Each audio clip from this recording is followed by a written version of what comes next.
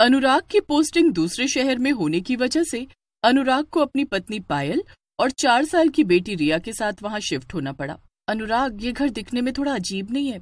ऐसा लगता है जैसे कोई भूत घर हो। हमारे आने से पहले कहीं कोई भूत तो इस घर में नहीं रहता था। ऐसी बात नहीं है पायल, थोड़ा साफ सफाई हो जाएगी तो ये घर किसी महल से कम नहीं दिखेगा। क्यों रिया बेटी? पिताजी, ये नया घर मुझे बहुत पसंद है। देखो ना, इस घर में तो गार्डन भी है। मैं रोज उस गार्डन में अपने इस शेरू के साथ खेलूंगी। तभी रिया गार्डन में शेरू के साथ खेलने चली जाती है। अनुराग और पायल दोनों मिलकर घर का सामान सेट करने में लग जाते हैं। सुबह से रात हो जाती है। सभी थके हारे अपने अपने कमरे में जाकर सो जाते हैं। आधी रात का वक्त था। तभी पायल को किसी के रोने की आवाज सुनाई देती है, जिसकी वजह से उसकी नींद टूट जाती है। ये आवाज कैसी? इतनी रात में आखिर कौन रो रहा है? जाकर देखती हूँ। कौन है? कौन है वहाँ? अरे, यहाँ तो कोई नहीं है, फिर ये रोने की आवाज कहाँ से आ रही है? अरे, ये आवाज तो हमारे घर के पीछे से आ रही है। पायल अपने कमरे की खिड़की से झांक कर देखती है। वहाँ एक पुराना घर होता है किसी का। रोने की आवाज वहीं से आ रही थी। ये रोने की आवाज तो उस घर से आ रही है, पर इतनी रात गई कोई औरत रोएगी क्यों? तभी उस घर से एक औरत बाहर निकलती है और पायल को अपनी खूनी आंखों से घूरने लगती है। तभी पायल अनुराग को उठाती है। अनुराग, उठो उठो, अनुराग उठो, जल्दी देखो, वहाँ कुछ है, कोई चुड़ैल जैसा। पायल, तुम पागल हो गई हो क्या? पढ़ी लिखी होकर कैसी बातें करती हो? देखो देखो, इतनी रात गए ऐसी बातें मत करो। रिया सुन लेगी तो डर जाएगी। वो तुम्हारा कोई वहम होगा। चुड़ैल वुड़ैल कुछ नहीं होती। सो जाओ और मुझे भी सोने दो। अनुराग पायल की बातों पर जरा भी विश्वास नहीं करता, पर पायल अभी भी रात वाली बात में खोई हुई थी। तभी दरवाजे की घंटी बजती है। कौन हो आप? क्या चाहिए? मेरा नाम सुजाता है और मैं आपके घर के पीछे वाले घर में रहती हूँ। आप लोग नए हैं, इसीलिए मिलने चली आई। किसी भी चीज की जरूरत हो तो बताना। पायल उससे कुछ पूछती, इतने में वो औरत वहां से चली जाती है। अरे अरे सुनो, बड़ी अजीब औरत थी। मुझे कुछ पूछने का मौका ही नहीं दिया। पर मैं उससे वो बात कैसे पूछती? कहीं सच में वो मेरा वहम तो नहीं था? हो सकता है वहम हो। इतना बोलकर पायल रिया के साथ गार्डन में खेलने चली जाती है। तभी खेलते खेलते रिया की बॉल सुजाता के घर के सामने चली जाती है। माँ, मेरी बॉल तो वहाँ चली गई। आप यही रहो, मैं अभी लेकर आती हूँ। रिया जैसे ही अपने हाथों में बॉल उठाती है, तभी उसकी नजर सुजाता के घर की खिड़की पर जाती है। सुजाता के घर के अंदर चुड़ैल को देखकर रिया की चीख निकल जाती है और वो बेहोश हो जाती है। रिया, रिया उठो, आंखें खोलो। रिया मेरी बच्ची, क्या हुआ है तुम्हें? उठती क्यों नहीं? तभी वहाँ सुजाता भी आ जाती है। क्या हुआ इसे? ये चिल्लाई क्यों और ये बेहोश कैसे हो गई? रिया उठो, क्या हुआ तुम्हें? रुको, मैं पानी लाती हूँ। सुजाता रिया के मुंह पर पानी का छिड़काव करती है। तभी रिया होश में आ जाती है। पता नहीं इसने ऐसा क्या देख लिया जो ये चीखी। पर मेरी एक बात समझ में नहीं आई कि आपको मेरी बेटी का नाम कैसे पता चला कि इसका नाम रिया है? वो उस दिन आपकी बेटी खेलते खेलते यहाँ आ गई थी, तभी मैंने इसका नाम इससे पूछा। वैसे भी अब हम पड़ोसी हैं, एक दूसरे के नाम तो अब जान ही गए हैं। रिया बहुत डरी हुई है, मैं इसे घर लेकर जाती हूँ।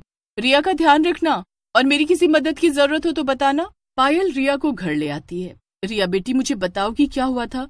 तुम चीखी क्यों थी? देखो, घबराने की कोई जरूरत नहीं है, मैं हूं ना तुम्हारे साथ। बताओ अब।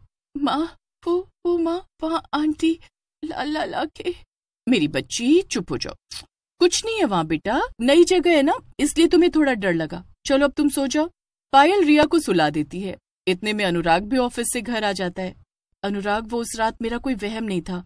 रिया ने भी कुछ तो देखा वहाँ जिसके कारण वो इतना डर गई। उसी डर की वजह से रिया जल्दी सो गई। मैंने पूछा तो कुछ ढंग से बता ही नहीं रही वो। फिर से वही बात। अरे मैंने कहा ना तुम लोगों से कि ये नई जगह है और नई जगह पर ऐसा हो जाता है। मैंने तुमसे पहले ही कहा था कि रिया के सामने ऐसा वैसा कुछ मत कहना, नहीं तो वो भी डर जाएगी। पर अनुराग, वो पड़ोस वाली औरत कुछ अजीब है, जैसे उसे हमारे बारे में पहले से ही सब पता हो। अगले दिन सुबह पायल अनुराग के लिए नाश्ता बना रही होती है। अरे चीनी तो बिल्कुल खत्म, अब मैं अनुराग के लिए चाय कैसे बनाऊंगी? हाँ, एक काम करती हूँ, क्यों ना मैं चीनी के बहाने पड़ोसन के घर जाऊँ, देखूं तो सही आखिर माजरा क्या है। पायल हाथ में कटोरी लिए पहुंच जाती है सुजाता के घर।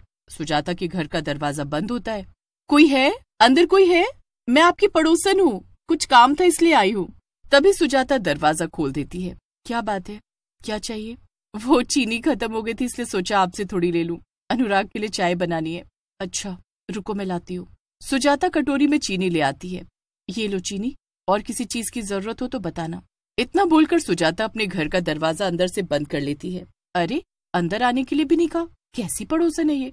इतना बोलकर पायल अपने घर आकर अनुराग को चाय। शाम के वक्त रिया और पायल मिलकर गार्डन में पौधे लगा रहे होते हैं। तभी वहाँ सुजाता भी आ जाती है। बहुत ही सुंदर पौधे हैं। हाँ, रिया को और मुझे भी पौधे बहुत अच्छे लगते हैं, खासकर फूल वाले पौधे। माँ, मैं रोज इन पौधों को पानी दूंगी और इनका खूब ध्यान रखूंगी। तभी वहाँ शेरू आ जाता है और सुजाता को देखकर जोर जोर से भौंकने लगता है। इसे क्या हुआ? ये सुजाता को देखकर इतना भौंक क्यों रहा है? तभी सुजाता शेरू को अजीब तरह से घूरने लगती है। शेरू सुजाता की आंखें देख भौंकना बंद कर देता है, डर के मारे घर में भाग जाता है। कुत्ता है ना, उसका काम ही भौंकना है, आपको वो कुछ नहीं करेगा। अच्छा, एक बात पूछनी थी आपसे। हमें कितने दिन हो गए यहाँ आए हुए, पर अच्छे से कभी हमारी आपस में बात ही नहीं हुई। आप कब से यहाँ आए? आपके साथ और कौन कौन है घर में? बस एक पति, वो भी कभी कभी आते हैं मुझसे मिलने, ज्यादातर वो बाहर ही रहते हैं। अच्छा, मैं चलती हूँ, मुझे बहुत काम है। सुजाता फूलों के पौधों को घूरती हुई और अजीब सी चेहरे पर मुस्कान लिए वहां से चली जाती है, पर उसके जाते ही सुजाता के लगाए सारे पौधे जल जाते हैं। अरे ये क्या?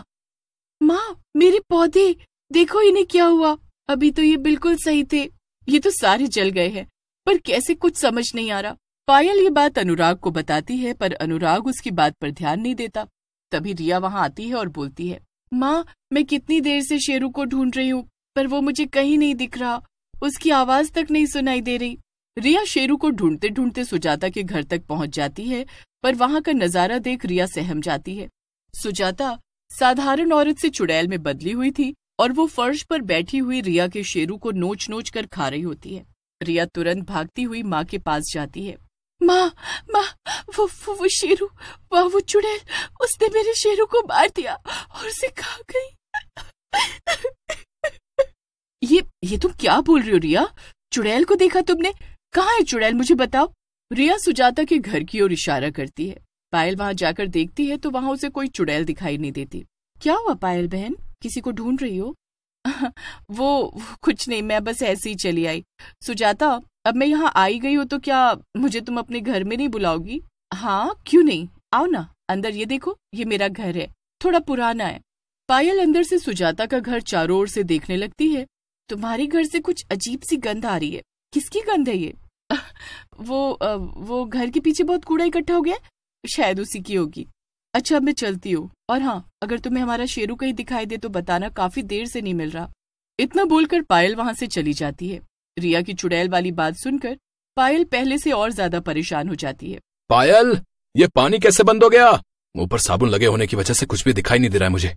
पायल, क्या तुम्हें मेरी आवाज सुनाई दे रही है? तभी वहां चुड़ैल आ खड़ी होती है। पानी चला गया, कोई बात नहीं, मैं हूं ना, मैं तुम्हें पानी, इतना पानी दूंगी कि पूरा डुबा ही दूंगी।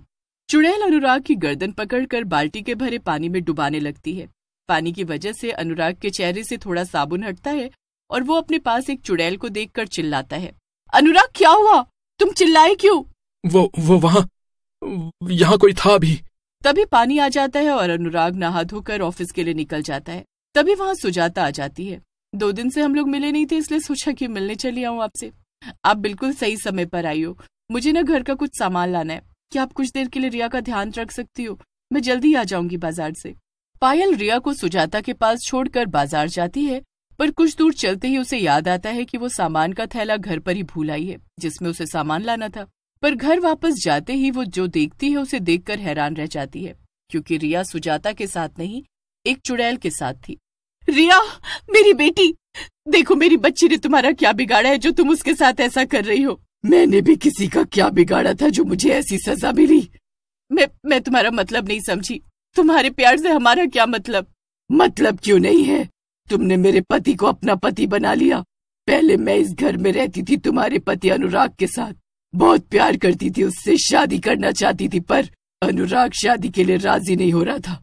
बोलता था हम शादी के बिना भी तो पति पत्नी की तरह रह सकते हैं। एक दिन मैंने अनुराग से कहा कि मैं उसके बच्चे की माँ बनने वाली हूँ, अब तो शादी कर लो मुझसे। अनुराग ने मेरे साथ एक खेल खेला और मुझे यहाँ इस कुएं में धक्का देकर मार डाला। अगर तुम वाकई सच बोल रही हो तो तुम्हारी लाश अभी भी इस कुएं में पड़ी होगी। मैं एक पड़ोसी होने के नाते तुम्हारी मदद करूंगी और अनुराग को पुलिस के हवाले करूंगी।